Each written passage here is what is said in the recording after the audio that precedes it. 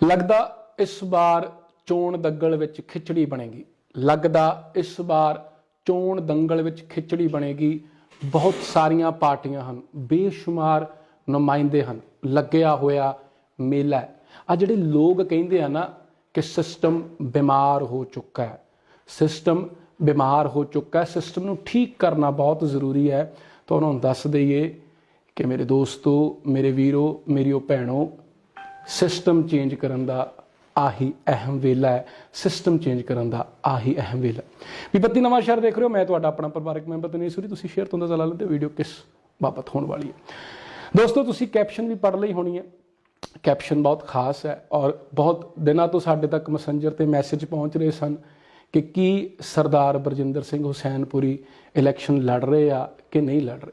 पर उस तो पहले गल साझी करनी चाहांगा। गल ये है कि चर्चावां ये होंदियां है कि जिहड़ियां चोणां आ वो पोलीटिकल पार्टी लड़दियां। कुछ लोग कहिंदे आ कि चोणां नुमाइंदे लड़दे आ, पर हाल दी कड़ी तां गल ये है कि चोणां ना तां पोलीटिकल पार्टी लड़दियां, ना नुमाइंदे लड़दे आ, बल्कि चोणां वोटरस लड़दे आ। और इस दे तहत ही जिहड़े नवां शहर दे जागरूक वोटरस ने वो कहिंदे आ कि सरदार बरजिंदर सिंह हुसैनपुरी नूं इलैक्शन लड़ने चाहिए। बेशक उन्होंने कोई पोलीटिकल पार्टी टिकट दवे, बेशक ना दवे, बेशक वो आज़ाद खड़न, असीं उन्हां दे नाल मोढे नाल मोढे ला के खड़े हां। मैं जागरूक क्यों किया? क्योंकि वो दवाई की गल करते आ, वो पढ़ाई की गल करते आ, वो स्पोर्ट्स की गल करते आ, वो गल करते हैं कि किस तरीके से जो रेवन्यू विदेशों वाल जा रहा उसनूं रोकना, डिवेलपमेंट की गल करते हैं। बहुत सारिया गल्लां करनियां। सरदार बरजिंदर सिंह हुसैनपुरी नाल असीं तकरीबन 15 दिनों तो राबता बनाने की कोशिश करते सी और अज लकीली राबता बन गया और साडे स्टूडियो आए हुए हैं। पहला सर का स्वागत करते हैं, फिर करांगे ढेर सारी गल। बहुत निघा स्वागत है सर जी। बहुत बहुत और पीवी बत्ती के सारे दर्शकों नूं सत श्री अकाल जी। जी सर, पहला तो कॉम्पलीमेंट दे देवां क्योंकि कल प्रैस कॉन्फ्रेंस एक मैं भी कंडक्ट की है। उत्थे ਜਿਹੜੇ कुछ सज्जण सीगे उन्होंने कहा कि तुसीं जिवें टूरनामेंट कराए आ, तुसीं अखां दे ऑपरेशन कराए आ बजुर्गों के, तुसीं तकरीबन 100 टीचर्स रिक्रूट किए, ਉਹਦੇ ਲਈ ਤੁਹਾਡੀ ਸ਼ਲਾਘਾ ਕਰਦੇ ਸੀ। ਤੇ ਉੱਥੇ ਲੋਕ ਇਹ ਵੀ ਗੱਲ ਕਰ ਰਹੇ ਸੀ, ਕਹਿੰਦੇ ਸਰਦਾਰ ਬਰਜਿੰਦਰ ਸਿੰਘ ਹੁਸੈਨਪੁਰੀ खुश बहुत ਰਹਿੰਦੇ ਆ। ਫਿਰ ਵਿੱਚੋਂ ਇੱਕ ਵਿਅਕਤੀ ਬੋਲਿਆ, ਉਹ ਕਹਿੰਦੇ ਖੁਸ਼ ਤਾਂ ਰਹਿੰਦੇ ਆ ਕਿਉਂਕਿ ਉਹ ਖੁਸ਼ੀਆਂ ਵੰਡਦੇ ਆ। ਤਾਂ ਮੈਨੂੰ ਲੱਗਦਾ ਤੁਹਾਡੇ ਲਈ ਬਹੁਤ ਵੱਡੀ ਪ੍ਰਾਪਤੀ ਕਿ ਲੋਕ ਤੁਹਾਨੂੰ ਇੰਨਾ ਪਿਆਰ ਦਿੰਦੇ ਆ। ਜੀ ਜੀ ਪਹਿਲਾਂ ਤਾਂ ਮੈਂ ਨਵਾਂ ਸ਼ਹਿਰ ਦੇ ਸਾਰੇ ਉਹਨਾਂ ਵੀਰਾਂ ਦਾ, ਉਹਨਾਂ ਸੁਸਾਇਟੀਆਂ ਦਾ ਤਹਿ ਦਿਲੋਂ ਸ਼ੁਕਰਗੁਜ਼ਾਰ ਹਾਂ ਜਿਨ੍ਹਾਂ ਨੇ ਇਹ ਆਵਾਜ਼ ਚੁੱਕੀ ਕਿ ਬਰਜਿੰਦਰ ਸਿੰਘ ਨੂੰ ਇਲੈਕਸ਼ਨ ਲੜਨੀ ਚਾਹੀਦੀ ਆ। ਮੈਂ ਬਹੁਤ ਹੀ ਸ਼ੁਕਰਗੁਜ਼ਾਰ ਹਾਂ ਕਿ ਇੱਕ ਨਿਮਾਣੇ ਜਿਹੇ ਬੰਦੇ ਦਾ ਨਾਂ ਇਸ ਕਦਰ ਲਿਆ ਜਾਵੇ, ਉਸ ਤੋਂ ਵਡਭਾਗੀ ਗੱਲ ਕੋਈ ਨਹੀਂ ਹੋ ਸਕਦੀ। ਗੱਲ ਇਸ ਵੇਲੇ ਚੋਣ ਮੈਦਾਨ ਦੀ ਆ। ਮੇਰਾ ਵਿਸ਼ਾ ਥੋੜ੍ਹਾ ਅੱਜ ਇਹ ਆ ਕਿ ਜੋ ਸਿਸਟਮ ਦੀਆਂ ਗੱਲਾਂ ਅਸੀਂ ਸੱਥਾਂ ਵਿੱਚ ਘਰਾਂ ਵਿੱਚ ਬੈਠ ਕੇ ਕਰਦੇ ਹਾਂ, ਉਹ ਅੱਜ ਸਮਾਂ ਆ ਕਿ ਅਸੀਂ ਉਸ ਨੂੰ ਕਿਸ ਨਤੀਜੇ ਤੱਕ ਲੈ ਕੇ ਜਾਣਾ ਆ। ਕਿਉਂਕਿ ਆਮ ਕਰਕੇ ਅਸੀਂ ਗੱਲਾਂ ਐਵੇਂ ਟਾਈਮ ਪਾਸ ਕਰਨ ਲਈ ਕਰਦੇ ਹਾਂ, ਪਰ ਜਿਹੜਾ ਇਹ ਸਮਾਂ ਚੱਲ ਰਿਹਾ ਆ ਪੰਜਾਬ ਦੀ ਚੋਣ ਦਾ, ਜਿਹਨੇ ਸਾਡੇ ਨੌਜਵਾਨ, ਸਾਡੇ ਭਵਿੱਖ ਨੂੰ ਤੈਅ ਕਰਨਾ ਆ ਕਿ ਆਉਣ ਵਾਲੇ 5 ਸਾਲ ਦੇ ਵਿੱਚ ਉਹ ਲੋਕ ਸਾਡੇ ਤੇ ਰਾਜ ਕਰਨ ਜਿਨ੍ਹਾਂ ਦੇ ਕੋਲ ਵਿਜ਼ਨ ਹੋਵੇ। ਉਹ ਪੰਜਾਬ ਦੇ ਲਈ ਕੀ ਕਰ ਸਕਦੇ ਆ, ਪੰਜਾਬ ਦੇ ਬਜ਼ੁਰਗਾਂ ਲਈ, ਪੰਜਾਬ ਦੇ ਨੌਜਵਾਨ ਬੱਚੇ ਬੱਚਿਆਂ ਦੇ ਭਵਿੱਖ, ਆਉਣ ਵਾਲੀ ਸੁਸਾਇਟੀ ਦਾ ਭਵਿੱਖ ਕਿਵੇਂ ਬਣਾ ਸਕਦੇ ਆ। ਕਿਉਂਕਿ ਬਹੁਤਾਤ ਜਿਹੜੇ ਪੜ੍ਹੇ ਲਿਖੇ ਲੋਕ ਆ ਉਹ ਵੋਟ ਹੀ ਨਹੀਂ ਕਰਨ ਜਾਂਦੇ, ਉਹ ਆਪਣੀ ਜ਼ਿੰਮੇਵਾਰੀ ਨਹੀਂ ਸਮਝਦੇ। ਪਹਿਲਾਂ ਤਾਂ ਮੈਂ ਉਹਨਾਂ ਸਾਰੇ ਹੀ ਲੋਕਾਂ ਦਾ ਇਹ ਕਹਿਣਾ ਕਿ ਸਾਨੂੰ ਸਭ ਤੋਂ ਵੱਡੀ ਆਪਣੀ ਵੋਟ ਦੀ ਤਾਕਤ ਨੂੰ ਪਹਿਚਾਣਦੇ ਹੋਏ ਆਉਣ ਵਾਲੀ 20 ਤਰੀਕ ਨੂੰ ਆਪਣੇ ਘਰੋਂ ਨਿਕਲ ਕੇ ਜਿੱਥੇ ਵੀ ਤੁਹਾਡਾ ਪੋਲਿੰਗ ਬੂਥ ਆ ਉੱਥੇ ਵੋਟ ਕਰਨ ਜਾਓ। ਬਾਕੀ ਜਿਹੜੀ ਗੱਲ ਆ ਵੋਟ ਇਲੈਕਸ਼ਨ ਲੜਨੀ ਜਾਂ ਨਾ ਲੜਨੀ, ਇਹ ਸਾਨੂੰ ਬੜੀ ਸੁਹਿਰਦਤਾ ਦੇ ਨਾਲ ਸੋਚ ਵਿਚਾਰ ਕੇ ਹੀ ਸਾਰੇ ਵੀਰਾਂ ਦੇ ਨਾਲ ਅਸੀਂ ਫੈਸਲਾ ਕਰਾਂਗੇ। ਮੈਂ ਇਸ ਗੱਲ ਦਾ ਜਵਾਬ ਅੱਜ ਵੀ ਮੇਰੇ ਕੋਲ ਨਹੀਂ ਹੈਗਾ ਕਿ ਮੈਂ ਇਹ ਇਲੈਕਸ਼ਨ ਲੜਾਂਗਾ ਜਾਂ ਨਹੀਂ ਲੜਾਂਗਾ, ਪਰ ਮੇਰਾ ਵਿਸ਼ਾ ਇਹ ਆ ਕਿ ਅਸੀਂ ਕਦੋਂ ਸੁਹਿਰਦ ਹੋਵਾਂਗੇ, ਅਸੀਂ ਕਦੋਂ ਇਹ ਗੱਲਾਂ ਸੋਚਣ ਲੱਗਾਂਗੇ ਕਿ ਸਾਡੇ ਬੱਚਿਆਂ ਦਾ ਭਵਿੱਖ ਕਿਵੇਂ ਬਣੇਗਾ। ਜਦੋਂ ਸਾਡੇ ਬੱਚਿਆਂ ਨੂੰ ਸੜਕਾਂ ਤੇ ਕੁੱਟਿਆ ਜਾਂਦਾ, ਡਾਂਗਾਂ ਪੈਂਦੀਆਂ ਆ, ਅਸੀਂ ਕੁਰਲਾਉਂਦੇ ਆ, ਤੇ ਜਿਹੜੀ ਉਸ ਸਮੇਂ ਦੀ ਵਿਰੋਧੀ ਧਿਰ ਆ ਉਹ ਕਹਿੰਦੀ ਆ ਵੀ ਸਾਨੂੰ ਵੋਟਾਂ ਪਾਓ, ਅਸੀਂ ਤੁਹਾਡੇ ਵਾਰਸ ਆ। ਪਰ ਜਦੋਂ ਲੋਕ ਅਨਭੋਲ ਪੁਣੇ ਵਿੱਚ ਉਹਨਾਂ ਨੂੰ ਵੋਟਾਂ ਪਾ ਦਿੰਦੇ ਆ ਤੇ ਉਹ ਡਾਂਗਾ ਮਾਰਦੇ ਆ, ਕਿਉਂਕਿ ਦੂਜੀ ਧਿਰ ਫਿਰ ਵਿਰੋਧੀ ਧਿਰ ਹੋ ਜਾਂਦੀ ਆ। ਉਹ ਕਹਿੰਦੇ ਅਸੀਂ ਤੁਹਾਡੇ ਵਾਰਸ ਆ, ਸਾਡੇ ਕੋਲ ਆਓ। ਇਸ ਝਮੇਲੇ ਦੇ ਵਿੱਚ ਤੁਸੀਂ ਸਾਰੇ ਹੀ ਪਿਛਲੇ 20 ਸਾਲ ਦਾ ਵਾਕਿਆ ਤੋਂ ਵਾਕਿਫ ਹੋ, ਕਿਵੇਂ ਸਾਡੀ ਨੌਜਵਾਨੀ ਨੂੰ ਕੁੱਟਿਆ ਜਾ ਰਿਹਾ, ਲੁੱਟਿਆ ਜਾ ਰਿਹਾ। ਲੋਕਾਂ ਨੂੰ ਜਿਹੜੀ ਨੌਕਰੀ ਮਿਲਦੀ ਉਹਦੇ ਵਿੱਚ ਉਹਨਾਂ ਦਾ ਕੋਈ ਵੀ ਰਿਟਾਇਰਮੈਂਟ ਪਲਾਨ ਨਹੀਂ ਹੈਗਾ। ਕਿਵੇਂ ਤੁਸੀਂ 58 ਸਾਲ ਤੋਂ ਬਾਅਦ ਆਪਣੀ ਜ਼ਿੰਦਗੀ ਜਿਉਣੀ ਆ, ਕਿਹਨਾਂ ਦੇ ਆਸਰੇ ਤੇ ਜਿਉਣੀ ਆ, ਉਹ ਬਹੁਤ ਗੰਭੀਰ ਵਿਸ਼ੇ ਆ। ਸੋ ਜਿਹੜੀਆਂ ਗੱਲਾਂ ਅਸੀਂ ਆਮ ਬੈਠ ਕੇ ਕਰਦੇ ਆ, ਉਹ ਅੱਜ ਸੋਚੋ, ਸੱਥਾਂ ਵਿੱਚ ਗੱਲਾਂ ਕਰੋ, ਔਰ ਉਹਨਾਂ ਜਿਹੜੇ ਤੁਹਾਡੇ ਉਮੀਦਵਾਰ ਆ ਉਹਨਾਂ ਨੂੰ ਪੁੱਛੋ ਕਿ ਪਾਰਟੀਆਂ ਨੂੰ ਛੱਡੋ, ਤੁਸੀਂ ਇੱਕ ਪਾਸੇ ਰੱਖੋ। ਅਸੀਂ ਗੱਲਾਂ ਕਰਦੇ ਆ ਕਿ ਦਿੱਲੀ ਮਾਡਲ, ਫਲਾਨਾ ਮਾਡਲ, ਨਵਾਂ ਸ਼ਹਿਰ ਦੇ ਕਿਹੜੇ ਬੰਦੇ ਨੇ ਜਾ ਕੇ ਦਿੱਲੀ ਮਾਡਲ ਦੇਖ ਕੇ ਆਂਦਾ ਤੇ ਉੱਤੇ ਯਕੀਨ ਕੀਤਾ ਕਿ ਇਹ ਜਿਹੜਾ ਮਾਡਲ ਆ ਇਹ ਸਹੀ ਆ।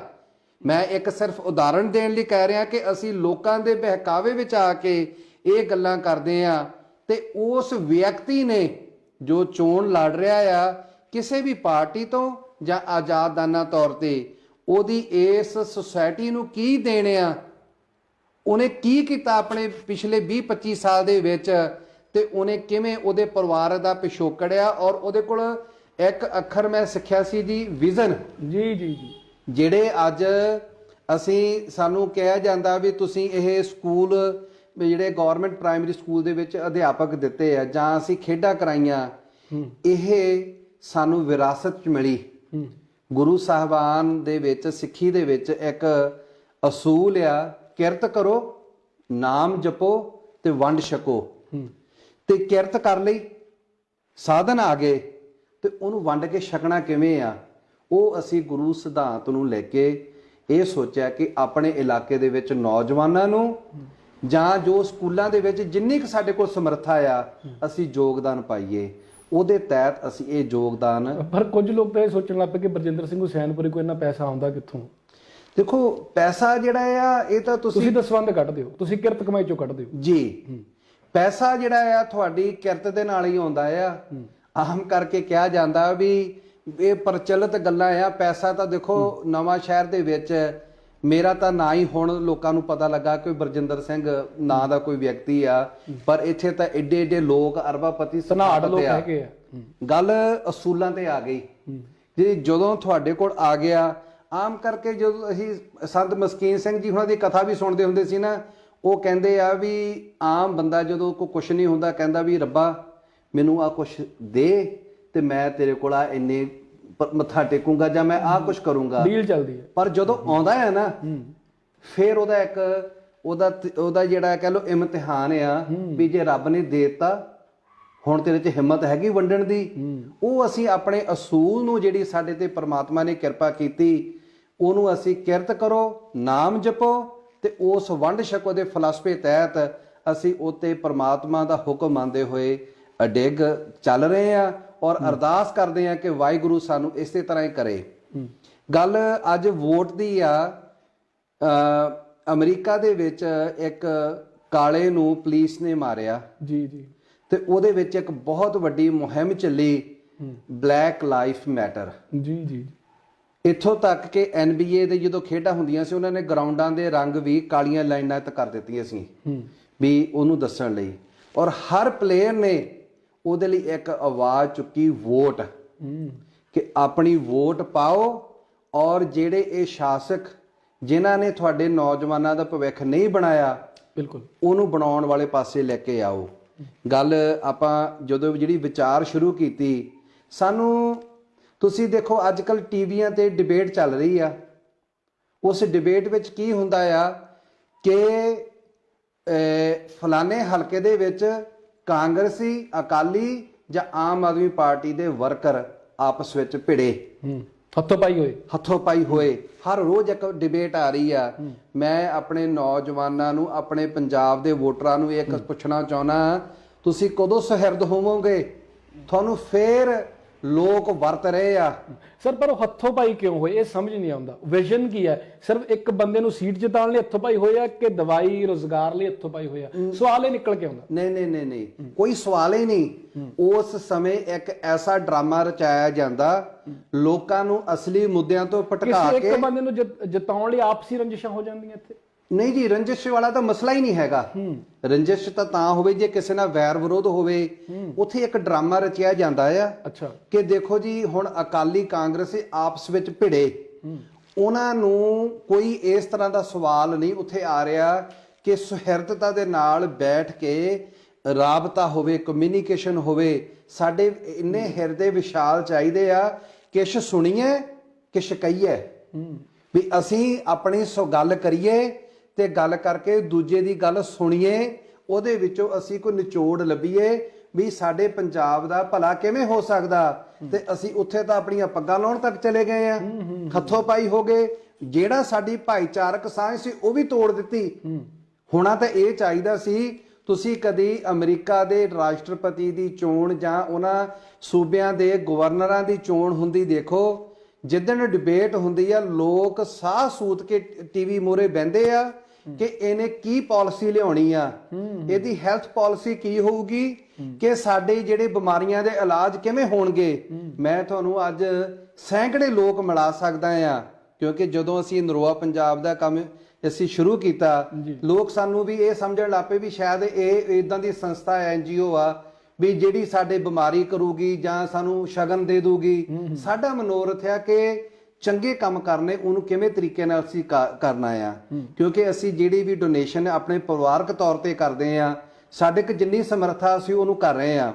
ਗੱਲ ਡਿਬੇਟ ਤੇ ਆ ਗਈ ਵੀ ਉਹ ਉਮੀਦਵਾਰ ਲੋਕਾਂ ਦੇ ਵਿੱਚ ਜਾ ਕੇ ਬੋਲਦਾ ਆ ਕਿ ਮੇਰੀ ਆਹ ਪਾਲਿਸੀ ਹੋਊਗੀ, ਆਹ ਮੇਰਾ ਵਿਜ਼ਨ ਆ, ਇਹਦੇ ਤਹਿਤ ਮੈਂ ਇਸ ਤਰ੍ਹਾਂ ਦੇ ਤੁਹਾਡੇ ਸਕੂਲ ਬਣਾ ਕੇ ਦਊਂਗਾ, ਇਸ ਤਰ੍ਹਾਂ ਦੇ ਤੁਹਾਡੇ ਹੈਲਥ ਪ੍ਰੋਗਰਾਮ ਹੋਊਗੇ, ਆਹ ਕੰਮ ਕਰਕੇ ਮੈਂ ਇੱਥੇ ਫੈਕਟਰੀਆਂ ਲਿਆਉਂਗਾ ਤੇ ਤੁਹਾਨੂੰ ਤੁਹਾਡੇ ਲਈ ਰੁਜ਼ਗਾਰ ਪੈਦਾ ਕਰਾਂਗੇ। ਪਰ ਇੱਥੇ ਕੀ ਹੋ ਰਿਹਾ ਆ?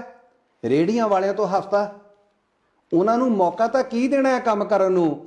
ਹਰ ਬੰਦੇ ਨੂੰ ਲੁੱਟਣ ਲਈ ਹਰ ਅਦਾਰਿਆਂ ਦੇ ਅਫਸਰ ਨੇਤਾ ਲੋਕ ਬੈਠੇ ਆ ਵੀ ਸਾਨੂੰ ਮਹੀਨਾ ਕੀ ਆਊਗਾ।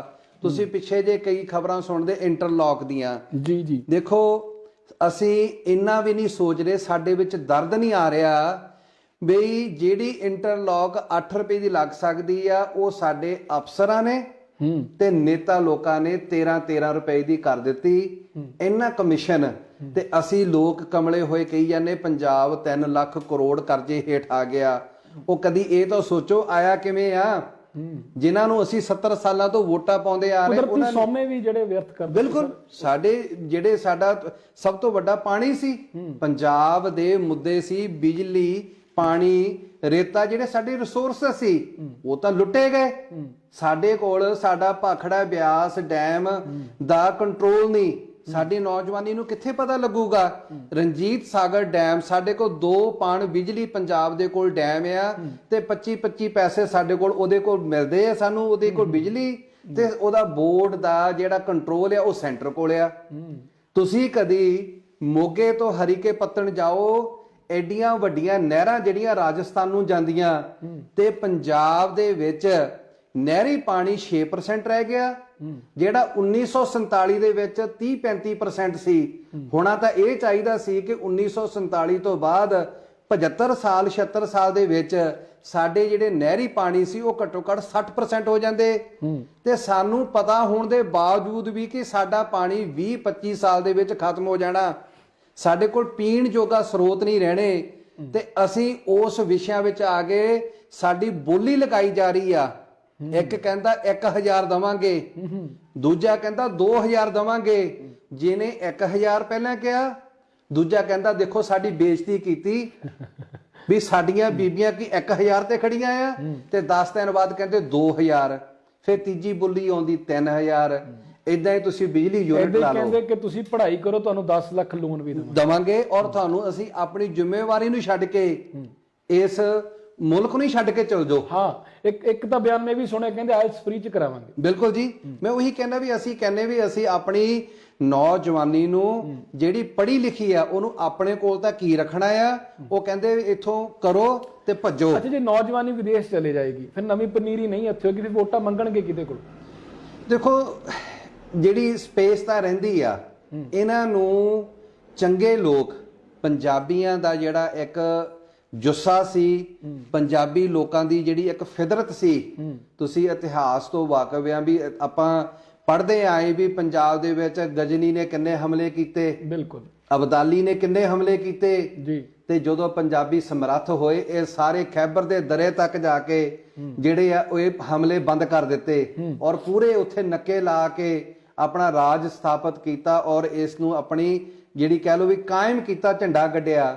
ਔਰ ਅੱਜ ਉਸ ਨੌਜਵਾਨੀ ਨੂੰ ਨਸ਼ਿਆਂ ਦੇ ਵਿੱਚ, ਬੇਰੁਜ਼ਗਾਰੀ ਦੇ ਵਿੱਚ, ਮਾਨਸਿਕ ਸੰਤੁਲਨ ਹੀ ਖਰਾਬ ਕਰ ਦਿੱਤਾ। ਤੇ ਅਸੀਂ ਗੱਲ ਕਰਦੇ ਆ ਕਿ ਸਾਡੇ ਨੌਜਵਾਨਾਂ ਦੀ ਸੋਚ, ਮੈਂ ਉਸ ਦਿਨ ਵੀ ਇਹ ਗੱਲ ਕਹੀ ਸੀ ਜਿੱਦਣ ਸ਼ਹੀਦ ਆਜ਼ਮ ਸਰਦਾਰ ਭਗਤ ਸਿੰਘ ਦੇ ਜੀ ਪੰਜਾਬੀ ਵਾਲਿਆਂ ਨੇ ਇੱਕ ਡਿਬੇਟ ਕੀਤੀ ਸੀ ਕਿ ਅੱਜ ਦਾ ਨੌਜਵਾਨ ਤੇ ਭਗਤ ਸਿੰਘ ਦੀ ਸੋਚ ਨਾਲ ਕੀ ਫਰਕ ਹੈ ਜਾਂ ਕੀ ਚੀਜ਼ ਆ। ਮੈਂ ਉਸ ਦਿਨ ਵੀ ਕਿਹਾ ਸੀ ਸੋਚ ਬੰਦਾ ਉਹੀ ਸਕਦਾ ਆ ਜਿਹਦੇ ਕੋਲ ਸ਼ਾਮ ਨੂੰ ਬੈਠੇ ਸਵੇਰ ਨੂੰ ਰੋਟੀ ਖਾਣ ਦਾ ਪ੍ਰਬੰਧ ਆ ਤੇ ਸਵੇਰ ਨੂੰ ਉਹਦੇ ਕੋਲ ਸ਼ਾਮ ਦਾ ਪ੍ਰਬੰਧ ਆ। ਉਹ ਬੰਦਾ ਤਾਂ ਸੋਚ ਸਕਦਾ ਆ। ਆਮ ਬੰਦਾ ਕੀ ਸੋਚੂਗਾ ਜਿਹੜਾ 5-10 ਹਜ਼ਾਰ ਰੁਪਏ ਦੀ ਨੌਕਰੀ ਕਰਦਾ? ਉਹ ਇਸ ਦੇਸ਼ ਦੇ ਭਵਿੱਖ ਬਾਰੇ ਕੀ ਸੋਚ ਸਕਦਾ ਆ? ਔਰ ਜਿਨ੍ਹਾਂ ਨੂੰ ਅਸੀਂ ਇਸ ਦੇਸ਼ ਦੇ ਰਖਵਾਲੇ ਜਾਂ ਅਸੀਂ ਉਹਨਾਂ ਨੂੰ ਵਾਂਗਡੋਰ ਫੜਾਈ ਆ, ਉਹ ਇਸ ਕਦਰ ਆਪਣੇ ਰਾਜ, ਸਾਧਨ, ਵਪਾਰ ਸਥਾਪਿਤ ਕਰ ਚੁੱਕੇ ਆ ਕਿ ਅਸੀਂ ਉਹਨਾਂ ਲੋਕਾਂ ਅੱਗੇ ਆਪਣੇ ਗੋਡੇ ਟੇਕ ਦਿੱਤੇ ਆ ਕਿ ਇਹਨਾਂ ਦਾ ਮੁਕਾਬਲਾ ਨਹੀਂ ਅਸੀਂ ਕਰ ਸਕਦੇ।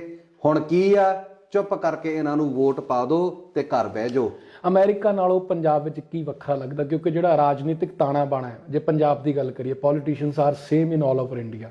ਦੇ even promise to build a bridge ਜਿੱਥੇ ਰਿਵਰ ਵੀ ਨਹੀਂ ਹੈ ਜੀ। ਹਰ ਪੂਰੇ, ਮੈਂ ਭਾਰਤ ਦੀ ਗੱਲ ਕਰਦਾ, ਤੁਹਾਡੇ ਅਮਰੀਕਾ ਵਿੱਚ ਕਿਵੇਂ ਹਾਲ ਹੈ? ਕਿ ਤੁਸੀਂ ਰਹਿੰਦੇ ਪੰਜਾਬ ਵਿੱਚ ਹੋ, ਹੁਣ ਪੰਜਾਬ ਦੇ ਵਿੱਚ ਤੁਹਾਡੀ ਆਬਜ਼ਰਵੇਸ਼ਨ ਕੀ ਹੈ, ਤੁਹਾਡੇ ਐਨਾਲਾਈਸਿਸ ਕੀ ਹੈ? ਕਿਉਂਕਿ ਇੱਥੇ ਕੋਈ ਡਿਬੇਟ ਨਹੀਂ ਕਰਦਾ, ਜਿਵੇਂ ਤੁਸੀਂ ਪਹਿਲਾਂ ਕਿਹਾ ਕਿ ਕੋਈ ਆਪਣਾ ਪੱਖ ਨਹੀਂ ਰੱਖਦਾ ਕਿ ਵਿਜ਼ਨ ਕੀ ਆ, ਆਉਣ ਵਾਲੇ ਫਿਊਚਰ ਵਿੱਚ ਕੀ ਕਰਾਂਗੇ। ਐਥਿਕਸ ਤੋਂ ਤੁਹਾਨੂੰ ਕੀ ਲੱਗਦਾ ਗੱਡੀ ਕਿੰਨੀ ਕੁ ਲਿਓ ਹਟ ਗਈ ਹੈ? ਕਿਉਂਕਿ ਇੱਥੇ ਸਿਰਫ ਸਿਆਸੀ ਪੰਜ ਕੱਸੇ ਜਾਂਦੇ ਆ।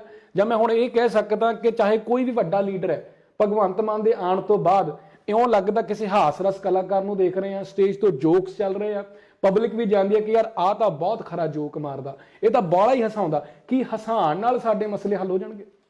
ਮੈਂ ਤੁਹਾਨੂੰ 2 ਉਦਾਹਰਨਾਂ ਦਿੰਦਾ ਨਵਾਂ ਸ਼ਹਿਰ ਦੀਆਂ, ਕਿਉਂਕਿ ਆਪਾਂ ਗੱਲ ਕਰ ਰਹੇ ਹਾਂ ਨਵਾਂ ਸ਼ਹਿਰ ਦੀ। ਅੱਛਾ, ਮੈਂ ਤੁਹਾਨੂੰ ਟੋਕਦਾ ਜੀ, ਤੁਸੀਂ ਗੱਲ ਕੰਪਲੀਟ ਇਕੱਠੀ ਕਰਦੇ, ਤੁਸੀਂ ਦਿੱਲੀ ਮਾਡਲ ਦੀ ਗੱਲ ਕੀਤੀ, ਤੁਹਾਨੂੰ ਲੱਗਦਾ ਕੋਈ ਨਵਾਂ ਸ਼ਹਿਰ ਮਾਡਲ ਦੀ ਵੀ ਗੱਲ ਕਰਦਾ? ਅਸੀਂ ਆਪਾਂ ਬਿਲਕੁਲ ਨਵਾਂ ਸ਼ਹਿਰ ਦੇ ਹਾਰਟ ਵਿੱਚ ਬੈਠੇ ਆ, ਸੈਂਟਰ 'ਚ ਬੈਠੇ ਆ, ਇੱਥੇ ਪਾਣੀ ਇੱਦਾਂ ਹੀ ਖੜਾ ਰਹਿੰਦਾ ਔਰ ਜਿਹੜਾ ਵੀ ਨੁਮਾਇੰਦਾ ਆਂਦਾ, ਚਾਹੇ ਕੋਈ ਵੀ ਆਉਂਦਾ ਆ ਲੀਡਰ ਉੱਭਰ ਕੇ, ਉਹ ਇਹ ਕਹਿੰਦਾ ਇਹ ਤਾਂ ਜੀ ਪਿਛਲੇ 20 ਸਾਲ ਤੋਂ, ਪਿਛਲੇ 30 ਸਾਲ ਤੋਂ, ਪਿਛਲੇ 50 ਸਾਲ ਤੋਂ।